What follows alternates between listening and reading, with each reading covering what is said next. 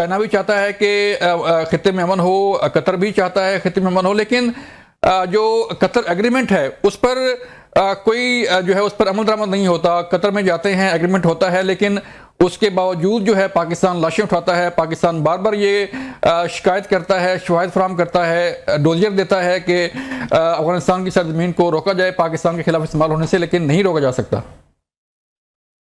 जी बिल्कुल, ये बहुत ही बदकिस्मती की बात है, पर ये कोई नई रवश नहीं है। ये देखें, तालिबान की जो पहली टर्म थी या पहली हुकूमत थी उनकी, जो जब अमेरिकन ने जिसको ओवरथ्रो किया था, वो भी यही कर रहे थे। उन्होंने टेररिस्ट ग्रुप्स को सारे पनाह दी हुई थी, बल्कि वहीं से फिर आपने देखा कि 9/11 हुआ, फिर उसके बाद अमेरिका जो है नाराज हो के फिर जाहिर है इन्वेड किया अफगानिस्तान को।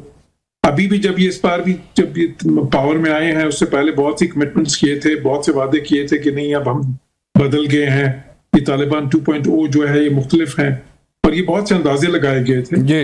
लेकिन हकीकत ये है कि कोई वो कुछ भी नहीं बदला।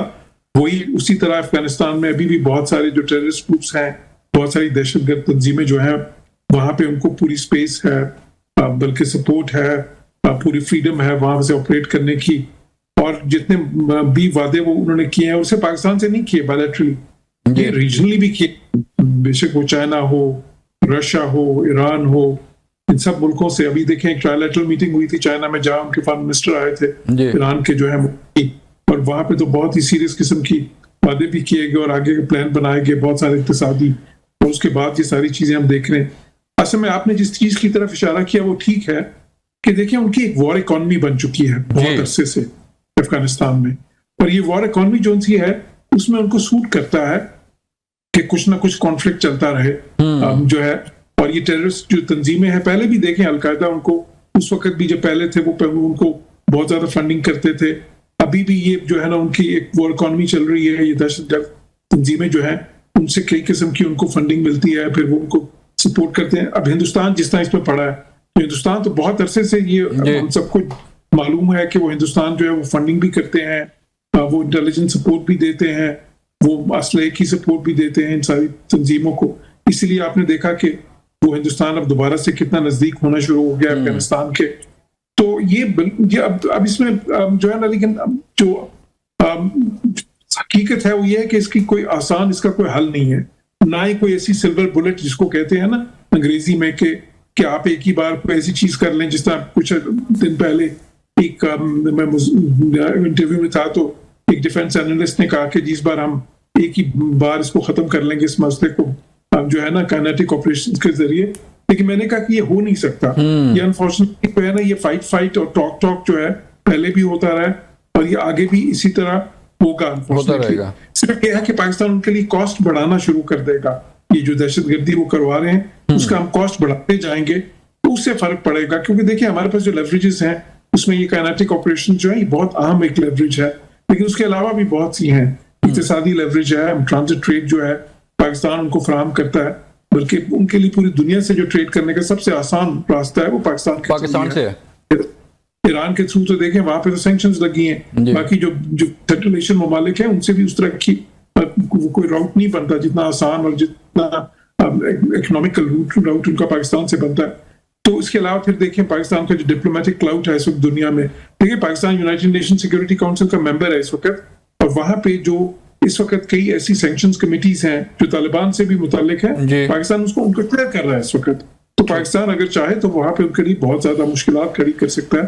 तो इसी तरह जो है रीजनल अगर अप्रोच की बात करें तो ये सारे मुल्क पाकिस्तान के साथ हैं, बेशक हम रशिया की बात करें, पाकिस्तान के साथ हैं सर, बिल्कुल आपकी बात ठीक है, लेकिन वही बात के पैसा दें और काम करवा लें। खालिद साहब, जैसे कि इंडिया से भी कई आवाज़ें उठती हैं कि जी अफगान तालिबान को पैसा दे, कैश दे के हम जो मर्जी करवा लें, और अब वही इंडिया जो है वो कर रहा है, उन्हें फंड फराम कर रहा है, उन्हें असला फराम कर रहा है, उन्हें सपोर्ट फराम कर रहा है। तो पाकिस्तान ने तो हमेशा अफगानिस्तान का साथ दिया खालिद साहब, लेकिन आगे से हमें जो है वो बुलेट मिली, आगे से हमें जो है लाशें उठाना पड़ी सर।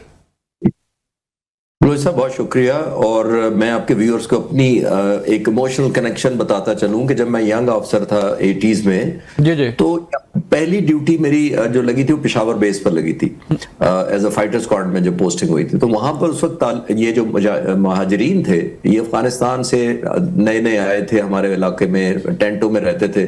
सोवियत यूनियन के फाइटर जहाज इन पर बमबारी करने आते थे, कोशिश करते थे, और हम एज अ फाइटर पायलट हमारा मेजर टास्क ये होता था कि इनको प्रोटेक्शन देना और सोवियत यूनियन के जहाजों को मार भगाना। ठीक है।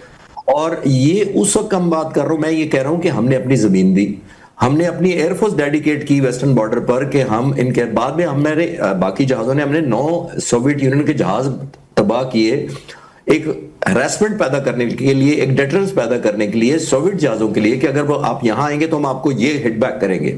तो हम तो इनकी ये प्रोटेक्शन, हम तो एयर प्रोटेक्शन देते रहे इनके कैंपों को। एक बात तो ये है। दूसरी बात ये, हिस्टोरिकली 40 साल में आपने देखा, 45 सालों में अनफॉर्चुनेट पार्ट ये है, जो मिस्टर साहब भी कह रहे थे, क्योंकि उनके पास एक इकोनॉमी अपनी है नहीं, उनके पास अपनी इंडस्ट्री नहीं है, कोई टेक्नोलॉजी नहीं है, कोई एग्रीकल्चर नहीं है। उनके लिए ये बड़ा सूट करता है कि एक कॉन्फ्लिक्ट में एंगेज रहो। तो sorry to use passion carry है कि आप पैसे दें, हमें ले जाए जहां के लेके जाना है। तो ये उस पर शायद उनकी थ्राइव करती है, उनकी इकोनॉमी, और ये इनके लिए सोर्स है। जब आप पैसा लेने के लिए तैयार हो, फिर सेगमेंट दुनिया के आपके लिए आ जाते हैं पैसे लेकर। पहले बहुत सारे मिडिल ईस्ट मुल्कों ने इसको सपोर्ट किया था जब वो स्ट्रगल कर रहे थे अपनी हुकूमत के लिए अगेंस्ट सोवियत यूनियन, फिर अमेरिका। अभी हिंदुस्तान को अच्छी एक अपॉर्चुनिटी मिली है कि मई के महीने में 2025 इसी साल वो कुछ नहीं कर सके हमारे खिलाफ ईस्टर्न बॉर्डर पर। तो उन्होंने सोचा कि ये बहुत महंगा सौदा नहीं है, चंद $1 बिलियन देकर अगर हम वेस्टर्न साइड पर बैकयार्ड पे दरवाजा खोल देते हैं पाकिस्तान का एंग्जाइटी का, तो 2 प्रॉम पाकिस्तान को लड़ना पड़ेगा। हमारी इकोनॉमी जाहिर है इतनी काबिल फख्र नहीं है, तो हम जाहिर है चाहेंगे भी नहीं। तो मैं अभी भी ये चाहूंगा as a student of strategy कि ये हमारी प्रेफर्ड ऑप्शन नहीं है। ये ऑब्लिगेशन थी जो हमने किया है, हमने एक प्राइस बता दी है इन मुजाहिदीन को और खास तौर पर तालिबान को, कि अगर आप ये जारी रखेंगे इस तरह की, तो आपको एक प्राइस देनी पड़ेगी। पोजीशन ऑफ स्ट्रेंथ मेरा ख्याल है हमें इसको सेटल करके आगे चलना चाहिए, क्योंकि हिंदुस्तान ये सेलिब्रेट कर रहा है कि मेरे दुश्मन का दुश्मन जो है वो मेरा दोस्त है। वो आपने देख लिया 8-9 दिन कट्रेपुर ने जो फॉरेन मिनिस्टर को कहा है। तो ये अनफॉर्चुनेट पार्ट है, लेकिन इसके आई थिंक वे फॉरवर्ड कोई पॉजिटिव निकालना चाहिए। लेकिन इसका हल क्या है सर? फिर वही ये तो चलता रहेगा, जैसे एम्बेसडर जॉर्ज सलीम साहब ने ये कहा कि एक कॉन्फ्लिक्ट जो है वो चलता रहेगा। फिर यही है कि इंडिया तो उसकी सपोर्ट करता रहेगा, फिर ऐसे फंड फ्राहम करता रहेगा और वो आते रहेंगे, जैसे आज भी हमने 50 दहशतगर्द मारे हैं। जी बलोच साहब, आपने ठीक कहा। जब इतनी मैसिव फंडिंग होती है और एक ऐसा मुल्क जिसको चाहिए ही डॉलर चाहिए, तो वो तो किसी भी कीमत पर आपका काम कर देते हैं। लेकिन हमने समझदारी का मुजाहरा करना है कि हमारी एक, जैसे मैंने कहा, मैं ये बिल्कुल नहीं कह रहा कि हम मर्डरिंग पे और कत्लो गारत और दहशतगर्दी जितनी वो कर रहे हैं उस पर कॉम्प्रोमाइज करें। लेकिन आप ये भी तो एग्री करेंगे कि सबसे ज्यादा जो, जब से हमारी वेस्टर्न साइड पर टेंशन हुई है, सबसे ज्यादा खुशी हिंदुस्तान के स्ट्रैटेजिस्ट, पॉलिटिशियंस और मिलिट्री लीडर्स को है। उनको पता है कि जो काम हम नहीं कर सकते, हमने पैसे देके बाहर से दूसरे से करवा लिया है, तो आया हमने इसका हॉस्टेज बनना है। और एक और इंपॉर्टेंट चीज बलोच साहब आपको ध्यान में रखनी चाहिए कि जब आप किसी डिक्लेयर्ड दुश्मन के खिलाफ जंग लड़ते हैं और एक फॉर्मल जंग में जाते हैं या कॉन्फ्लिक्ट में जाते हैं, जैसा हमारा हिंदुस्तान के साथ अभी मई में हुआ है, तो एक डिक्लेयर्ड इंटेंशंस होती हैं, डिक्लेयर्ड कैपेबिलिटी होती है, और आमतौर पर डिक्लेयर्ड उसकी ड्यूरेशन हो जाती है या बाद में डिक्लेयर हो जाती है कि इतने दिन तक जंग हुई।